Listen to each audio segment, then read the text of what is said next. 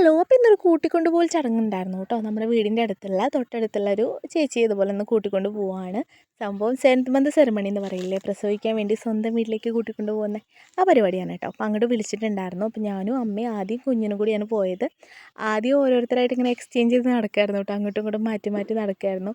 ആൾ ഒരു ഭാഗത്ത് അടങ്ങിയിരിക്കുന്നുണ്ടായിരുന്നില്ല, മേമ്മമാരും മക്കളൊക്കെ ഉണ്ടായിരുന്നു കേട്ടോ. അവരൊക്കെ കണ്ടു. അങ്ങനെ ഓരോ ചടങ്ങിലേക്ക് കിടക്കുകയാണ്, ദക്ഷിണ കൊടുക്കണം, അതുപോലെ അനുഗ്രഹം വാങ്ങണം. അങ്ങനെ ഭക്ഷണമൊക്കെ കഴിച്ചിട്ട് ഞങ്ങൾ തിരിച്ചു പോന്നു കേട്ടോ.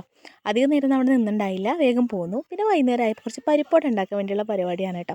അപ്പോൾ അതിലേക്ക് കുറച്ച് സവോള, പച്ചമുളക്, ഇഞ്ചി, കറിവേപ്പില, കുറച്ച് ഉപ്പ്, മഞ്ഞൾപ്പൊടി, പിന്നെ കുറച്ച് കുത്തുമുളകൊക്കെ ഇട്ടിട്ട് നന്നായിട്ട് അങ്ങനെ മിക്സാക്കി വെച്ചിട്ട് ഉണ്ടാക്കാമെന്ന് വിചാരിച്ചു.